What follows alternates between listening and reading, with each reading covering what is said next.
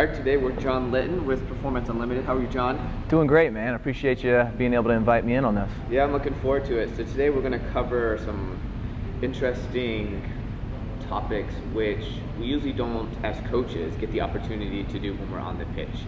It's usually a PDF file that we get to send out, Absolutely. maybe a short video, but here we get a real one-to-one conversation. We get a little in depth, but we get to cover the pillars of what hydration and nutrition are. And you and I spoke briefly before about really the key areas to these topics. And I'm going to let you take it away from here, but Cool. I think what we started with was probably the timing of meals. Sure. So when we're talking about timing of meals, some of the biggest rocks, the things that we want to make sure that we're applying is, number one, before a training or before an actual game, this is not the time that we want to actually experiment, okay? So what you know works well for you as far as digestion, as far as the amount and being able to be too much or too little, you want to get just enough to where it actually fuels you, not so much to where it becomes uncomfortable. So make sure that that's all taken care of, all right? From a timing standpoint, just think about a 2-hour rule. The biggest amount of food, the most amount of food that you're going to eat, meaning a meal or a large snack, that needs to be done about 2 hours prior to training or 2 hours prior to competition, since we're lumping those both together. So when it comes down to it, can you get some snacks prior to inside that 2-hour window beforehand? Absolutely, but they need to be small and they need to be easily digestible, meaning that no sauces, no heavy meats, fatty foods. Those are going to be the ones that are going to be toughest to digest. Keep it clean, keep it very simple and something that you know works for you if it's inside of that 2 hours. 2 hours is going to be your biggest window and the best one that's going to really create the best amount of fuel and most effective fueling for you. So if we're to elaborate on that, and let's go specifically to pre-training. Sure. What would an ideal pre-training nutrition look like? So we want to really encompass each type of what we would call our macronutrients. We're not going to dive deep into the macronutrients of fats, proteins, and carbohydrates, but here's the best thing to know.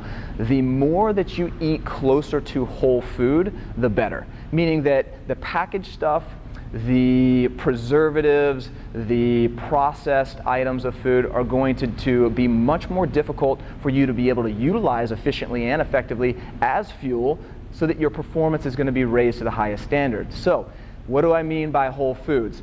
Think about keeping it simple and think about being as close to the ground as possible with your food source. So if we think about being able to be as close to the ground, inside of the ground or on top of the ground, you immediately think fruits and vegetables. Simple, right? Being able to include apples, oranges as your fruits, that's going to give you some immediate fuel. Being able to include some of the vegetable aspects that are going to give you fiber to prolong that fuel throughout your training session or your game, those are going to be key for you. Now add in a little bit of what's going to be the muscle building or our protein on top of that.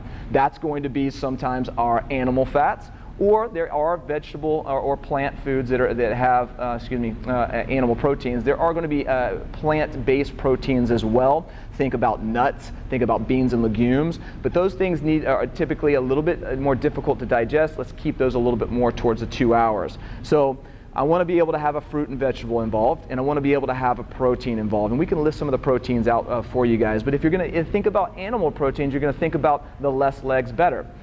The fish are going to be the best.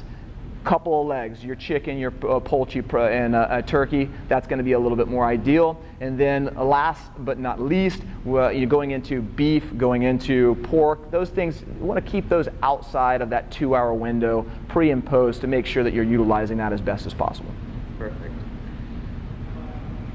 Would you say that that is the same for post-match as well? I think that post-match we can be a little bit more liberal on the amount of food that we're eating. I always want to encourage that staple, those principles of being able to eat more whole foods. So eating closer to the ground, the better.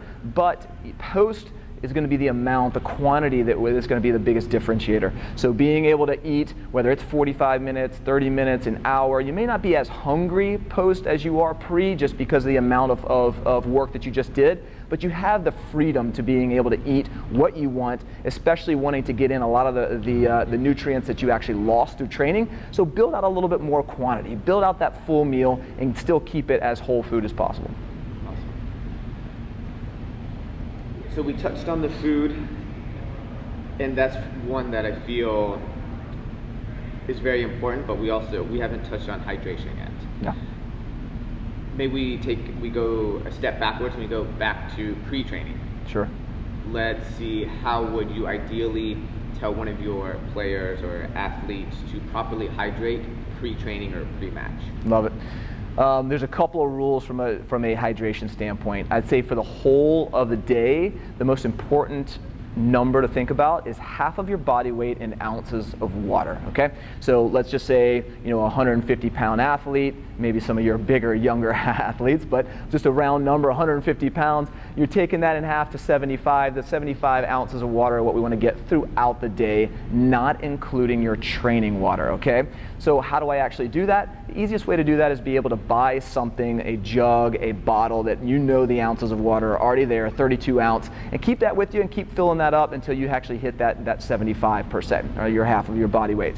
Now, timing, I would say that when you are looking at how to best effectively pre-training, keep yourself hydrated, number one, we're still thinking about that 2-hour window. So we're drinking while we're eating, okay? So if we have that meal 2 hours pre-training, we're actually taking in water, maybe 8 to 16 ounces of water during that time frame. And then you dose it as you get closer to your training session. So another dose at about an hour. So maybe another 6 to 8 ounces, not chugging and making the belly full, but dosing it at a nice good glass of water or something a little bit smaller.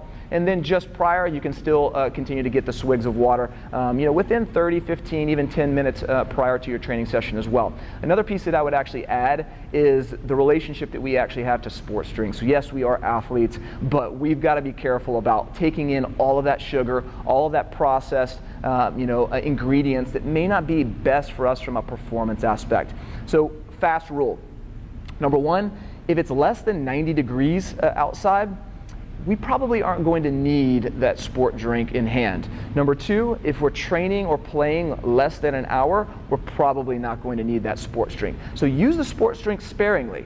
Maybe a little bit of that carbohydrate fluid, the Gatorades, the Powerades, after the training session or after the game in small doses. If you're thinking about a normal Gatorade being like a 12 or 16 ounce bottle, maybe we're taking half of that or a third of that just to replenish a little bit and make sure that all your carbohydrates or all your fuel is really being built in mostly through the food sources, and keep the water as your primary hydrator.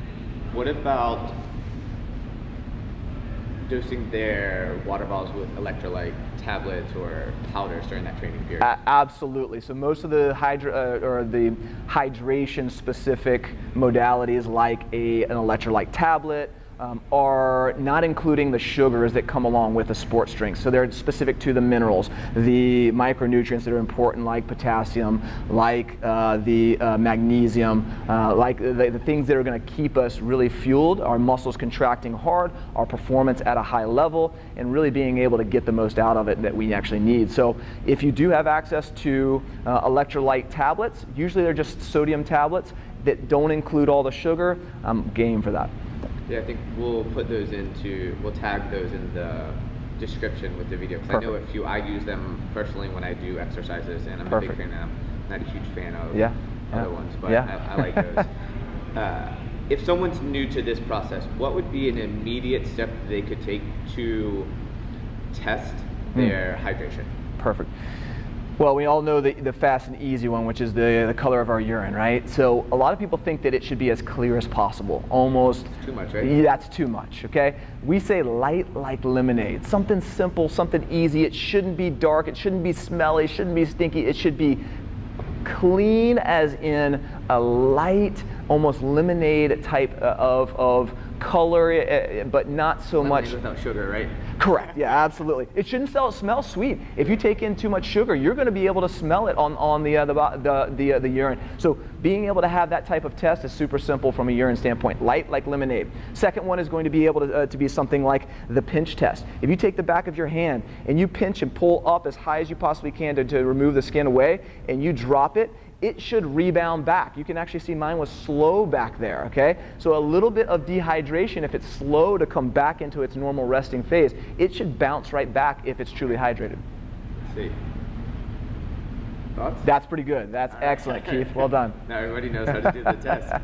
So is there any lasting things, maybe three main, everyone listens to the video and they want three things they can take away. Perfect. That I can just go after right away. What would those three things be? I would say number one, most importantly as well, is start to build in the majority of your foods being the whole foods. Remember, the closest to the ground, the better. Okay. Those fruits and vegetables are going to build you into high performance, I promise you. Okay. Number two, let's think about 2-hour windows. If you think meals are a lot of your food intake, your energy intake, the effectiveness and the ability for your body to use that is going to really kind of be pre and post that 2-hour window. Pre, you want to be able to stop that big feeding at that 2 hours prior. Post, maybe getting it inside of 2 hours so that you actually are replenishing that fuel as best as possible. So 2 hours and 2 hours, those are good rules to live by. And number three, from a hydration standpoint, half of your body weight in ounces of water throughout the day, excluding your training water, okay? Don't include that into your total, all right? Awesome. Well, there's nutrition and hydration for players and families to understand the key pillars. Yes. And let's see, moving forward, we'd like everyone to take this video on board and they can implement that into their daily life and activity life. Thanks, Sean. And any questions anybody has, feel free to get in touch with you guys or shoot it straight to me. I'd love to be able to answer it. And maybe we end up doing a Q&A based on the actual athletes and families' questions as well. Hey, buddy, you heard that. Get your questions in, and then maybe next time we do a recording, we can do one specifically on the questions that you all have. I like it.